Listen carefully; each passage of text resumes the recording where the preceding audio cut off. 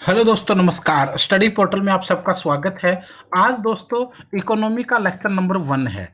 जैसा आप सभी जानते हैं कि दिन भर हमारी काफ़ी सारी वीडियोज़ आती हैं। हर रोज़ हिस्ट्री का लेक्चर आता है, पॉलिटी का लेक्चर आता है, इकोनॉमी का लेक्चर आता है, हिंदी के टेस्ट पेपर आते हैं, जीके के टेस्ट पेपर आते हैं और साइकोलॉजी की लेक्चर्स भी आते हैं। तो तमाम वो चीज़ें जो आप लोगों को ज़रूरत हैं हर एग्ज़ाम के लिए, चाहे KVS, DSSB, NVS, CTET, Haryana TET, screening, super TET और यूजीसी नेट, इन सभी का स्टडी मटेरियल बाय कोरियर पूरे भारत में हम भेजते हैं। वीडियो के लास्ट में उसकी डिटेल मिल जाएगी। और आइए आज के लेक्चर को शुरू करते हैं।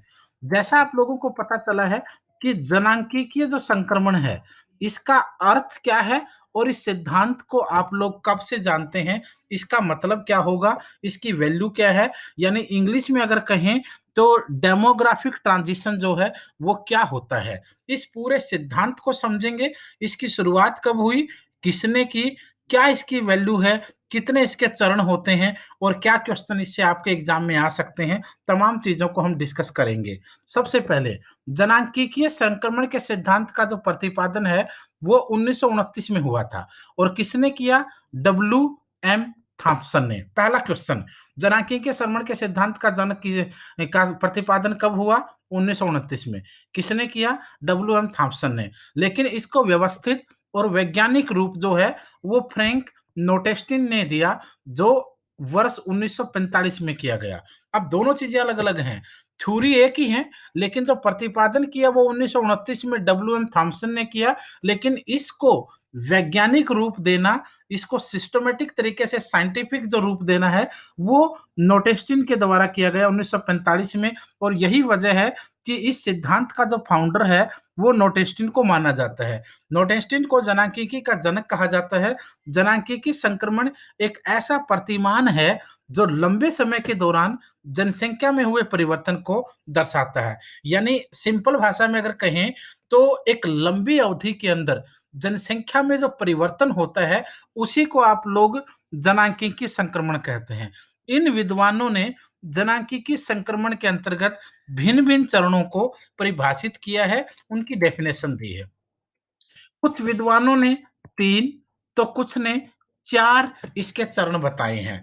डेमोग्राफिक जो ट्रांजिशन है, जनांकीकी जो सिद्धांत है, उसके 3 या 4 चरण जो हैं, वो कुछ विद्वानों ने दिए हैं। लेकिन सीपी ब्लेकर जो बहुत फेमस इसका एक प्रकार से विद्वान रहा है, उसने जनसंख्या परिवर्तन के आधार पर जनांकीकी संक्रमण के 5 चरण बताए हैं।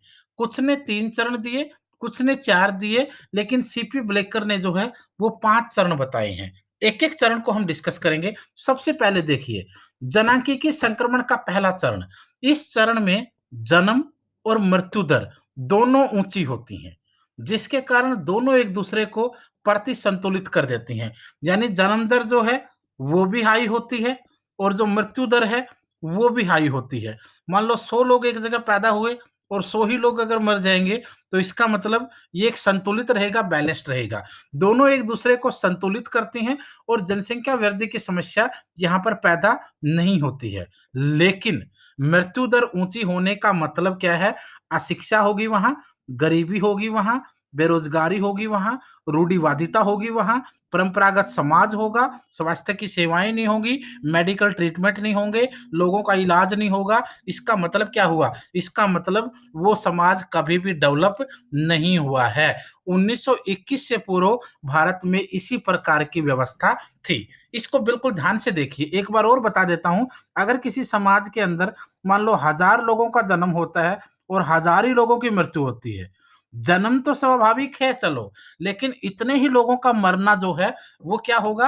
वो एक प्रकार से ड्रॉबैक रहेगा उस चीज़ का, एक प्रकार से बैड इम्पैक्ट पड़ेगा कि इतने सारे लोगों की मृत्यु नॉर्मल रूप से या स्वाभाविक तो नहीं हो सकती है, तो ये एक प्रकार से ड्रॉबैक है इसका।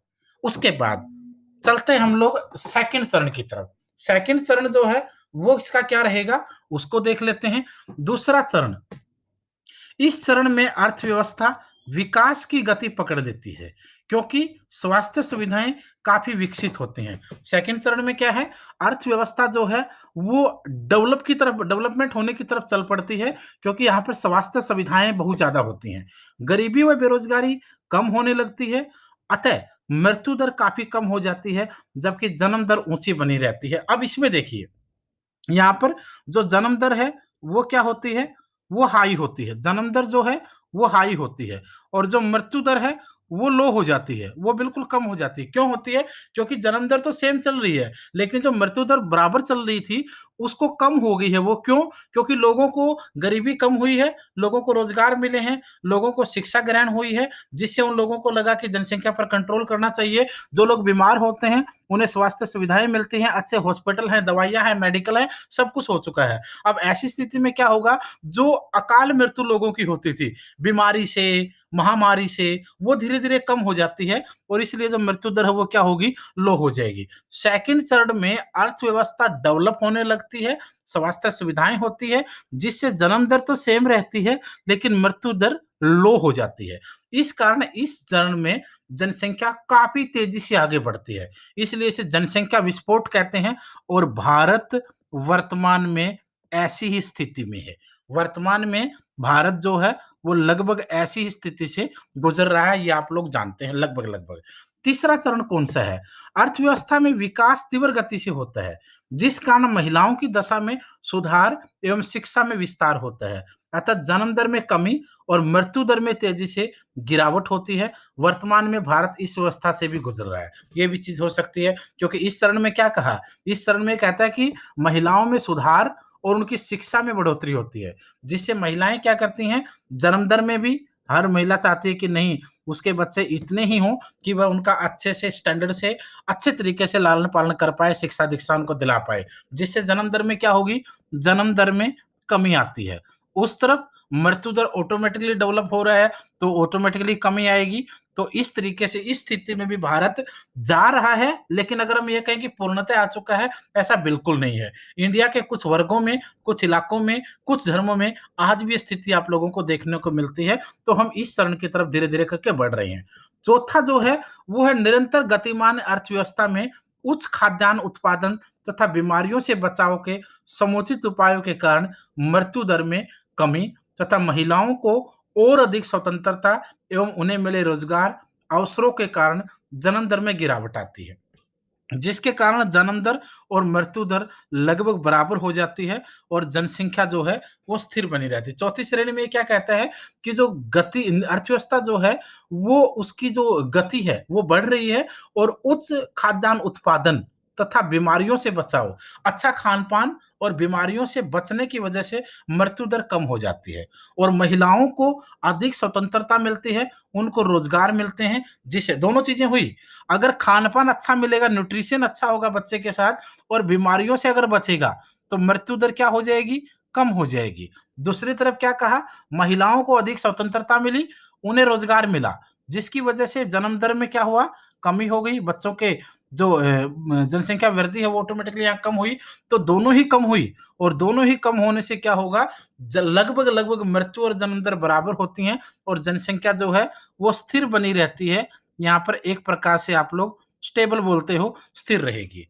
पांचवा चरण क्या कहता है? इस चरण में अर्थव्यवस्था में पूरी तरह से विकसित परिपक्व अवस्था में आ जाती है, यानी डेवलप्ड ये डेवलप्ड देशों की स्थिति है। यहाँ पर जो इकोनॉमी है वो कंप्लीटली डेवलप हो चुकी होती है, जिसमें जन्म दर एवं मृत्यु दर दोनों में कमी आती है। यहाँ पर जन्म दर भी कम होगा और मृत्यु दर भी क्या होगी? कम होगी। अब दोनों से क्या होगा? परंतु जन्म दर जो है वो मृत्यु दर से भी कम होगी। यानी यहाँ पर आपने क्या कहा? मृत्यु दर तो कम है ही है, जन्म दर भी कम है, लेकिन जन्म दर जो है वो मृत्यु दर से भी कम है। जिसकी वजह से क्या होगा? जो पॉपुलेशन है वो धीरे-धीरे क्या करेगी? घटेगी। अगर 100 लोग, अगर 1000 लोग पैदा हुए, 1000 लोग अगर पैदा होते हैं और 1200 लोगों की अगर डेथ होती है, तो इसका मतलब क्या हुआ? इसका मतलब ये हो गया जो टोटल पॉपुलेशन थी, मान लो 50,000 टोटल पॉपुलेशन थी, तो इस 50,000 में से भी 200 लोग नेक्स्ट ईयर कम होते हुए नजर आएंगे। तो ये जो बेसिक पॉपुलेशन है उसमें भी कटौती होगी, जिससे जनसंख्या घटने लगेगी। और आज के समय देखोगे जितने भी विकसित देश हैं, चाहे अमेरिका हो, इंग्लैंड हो, फ्रांस हो, जितने भी विकसित देश हैं, उन सब वो है इसी स्थिति के अंदर आज के समय आपको नजर आ रहे हैं। तो ये दोस्तों कंप्लीट रूप से एक प्रकार से जिसको अब जिस चैप्टर को हम लोग लेकर चले थे वो पूरा यहाँ पर मैंने डिस्कस करने की कोशिश की है। जनांकीय संक्रमण या डेमोग्राफिक जो ट्रांजिशन होता है पॉपुलेशन के आधार पर, वो क्या होता है, कौन से चरणों से होकर गुजर रहा है, कब शुरुआत हुई, उसका पिता किसे माना जाता है, ये सभी क्वेश्चन थे। और कंप्लीट इंडिया में स्टडी मटेरियल बाय कोरियर पूरे भारत में भेजा जाता है। आप जब चाहे उसे मंगवा सकते हैं। 8444741008 इस नंबर पर कॉल या मैसेज करके ऑर्डर कर सकते हैं। आपका अपना नाम क्या है, आपका शहर कौन सा है, एग्जाम आपको कौन सा देना है, डीएसएसबी, केवीएस, एनवीएस, यूपी क्या जो भी देना है, और आपका सब्जेक्ट कौन सा है, ये सारी चीजें लिख करके इस नंबर पर व्हाट्सएप कर दीजिए। आपके नंबर को सेव कर लिया जाएगा। जो भी जरूरी इंफॉर्मेशन होगी वो आपको डे टू डे जो है वो मिलती रहेगी। पूरे इंडिया में बाई कोरियर मटेरियल आपको मिलेगा। जितनी भी जरूरत पड़ेगी आप लोगों की उतनी ही मदद की जाएगी ताकि आप लोग सिलेक्शन तक पहुंच जाएं। इस वीडियो में इतना ही था। कल फिर मिलते हैं। धन्यवाद।